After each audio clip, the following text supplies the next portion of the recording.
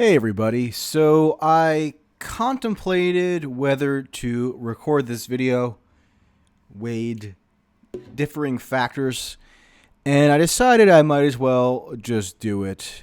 Although it is of a distinctly personal nature, and one of the reasons I decided I should just go ahead and do it is because I rely on you, broadly speaking, my audience, my followers, supporters, etc., for a number of things, including, for some portion of you, financial assistance. And in all honesty, it's been about a month since I put out a podcast.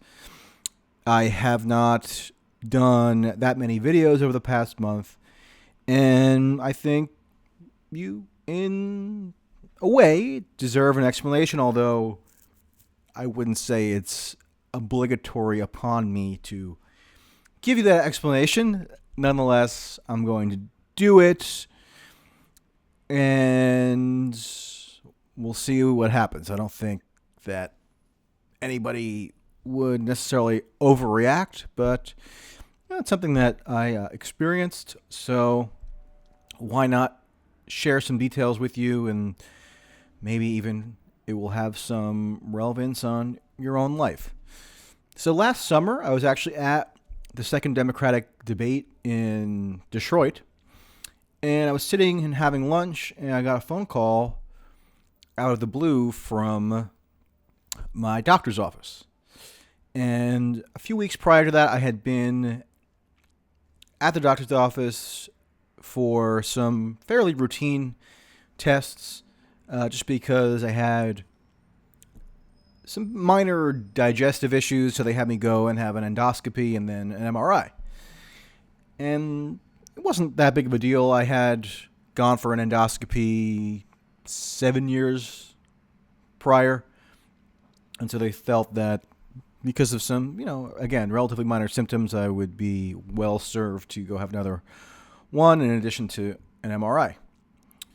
So I'm sitting there at this Mexican restaurant in Detroit, and I got a phone call from somebody at the doctor's office, and they say that you have a suspicious cyst. And I said, what does that mean? Can you please elaborate?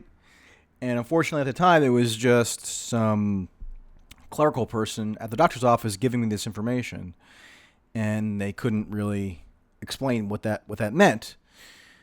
And so finally I got into more comprehensive contact with the doctor's office, and they explained that I had a lesion that showed up on the MRI. Didn't know where, didn't know what. So not the greatest news to be told when especially you're out in a different part of the country trying to work and do various things. So I was told I had to schedule immediately an appointment with a urologist, and I did that. And I was able to ascertain through that urology appointment what I had, which was essentially I had a tumor on my adrenal gland. So you have two adrenal glands, one on the left, one on the right. The adrenal gland, for those of you who are unaware, I don't know that I was particularly aware of where the adrenal gland was located before this, but it's right above your kidney. And this tumor had been discovered incidentally as a result of an MRI, which was not looking for anything related to a tumor, but had found it. And most of the time, these tumors are benign, so it wasn't as if I had an awful prognosis right away. But at the same time, the tumor was large enough that it put it into the spectrum of potentially dangerous tumors, potentially malignant tumors. And therefore, the doctor told me that I needed to get the adrenal gland removed because the percentage chance of it being malignant was just too high to justify leaving it in there. And if you have an adrenal gland removed, thankfully, the other adrenal gland picks up all the functions of the other one. So, in essence, you only need one tumor. Sorry, you only need one adrenal gland, kind of like how you only need one kidney. And so I tried to put it out of mind. I scheduled surgery. It's called an adrenalectomy. Fairly routine procedure. And spent probably too much time reading medical literature, which is obviously far from my expertise. But from what I gleaned from the medical literature, there's about just a 10% chance that a tumor of the size that I had would be malignant. So odds are it was going to be benign, but 10% is something still that will cause you to perhaps worry a tad. And so a month and a half later or so, in early October, I had the surgery. So you're given full anesthesia, and it takes like an hour and a half for them to resect the adrenal gland.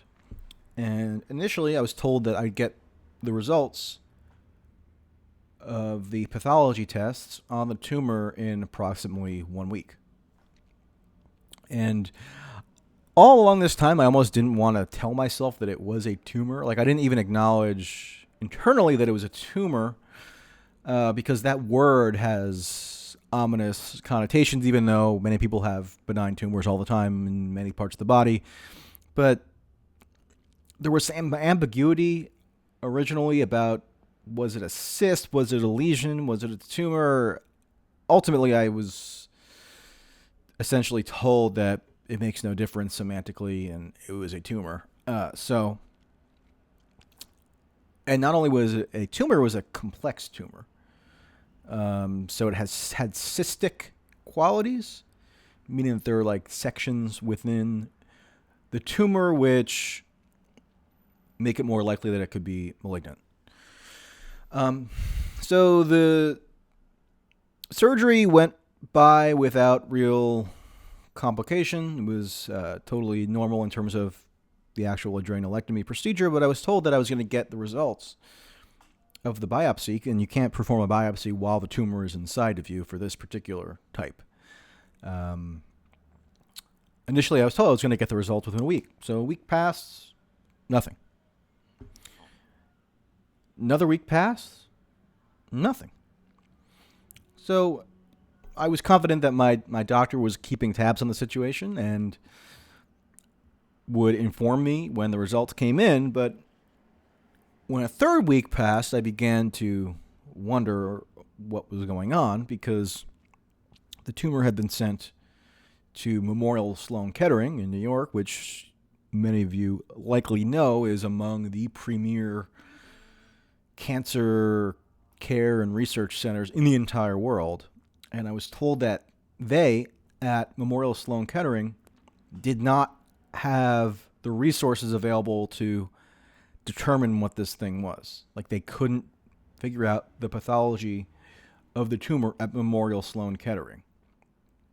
So obviously that forces me to sit there and ponder, okay, if Memorial Sloan Kettering is not equipped to determine the pathology of this tumor, wow. I mean, what does that indicate?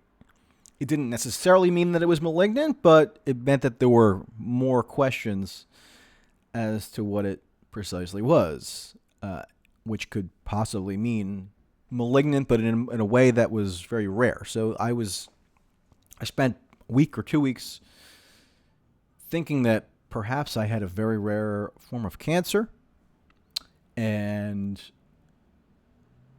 if it may have spread was unclear. Who knows?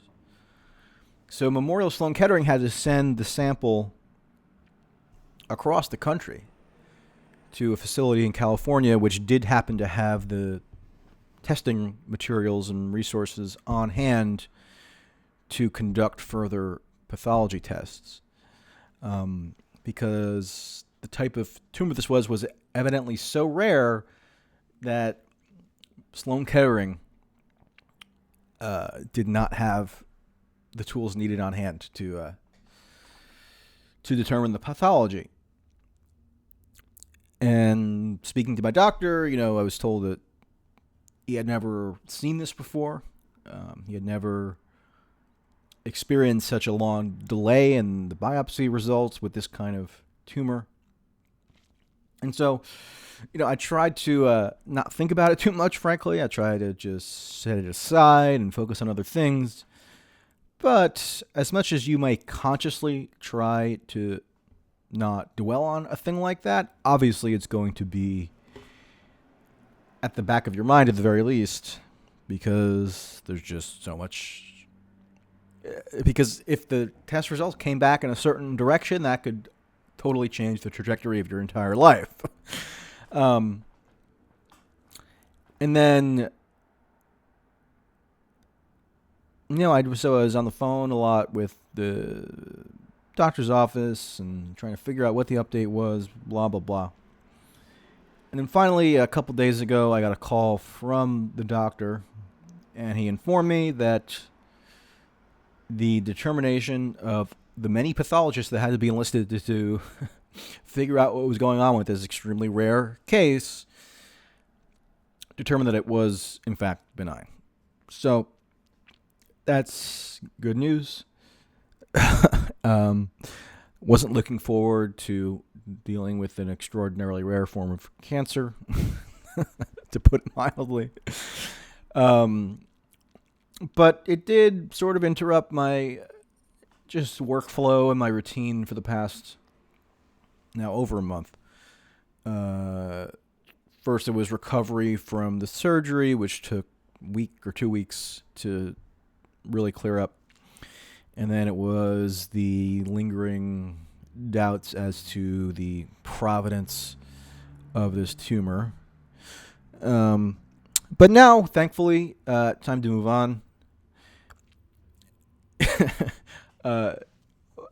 It was not an episode that I really fathomed I'd be going through, especially at a relatively young age. But apparently, to the extent that these types of tumors do surface, it's not uncommon that somebody in their 30s would experience it. I'm 31, so not unusual in terms of who gets these things, but obviously it's unusual to go through this.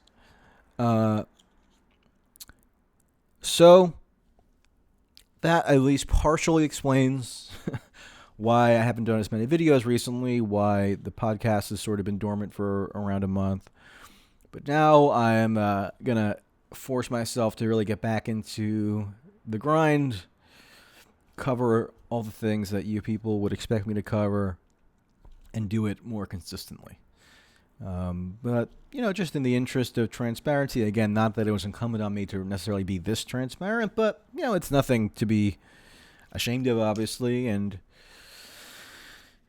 if you or somebody goes through something similar, maybe the explanation I gave would have some relevance in terms of how you think about whatever you or somebody else could be going through. So that's the story. Not the most exciting story in the world, but was a rather dominant theme of my life for the past 5 weeks. But now it's over. Back to the YouTube of old. Gonna get back into writing more regularly. And that's that. So, have a good one.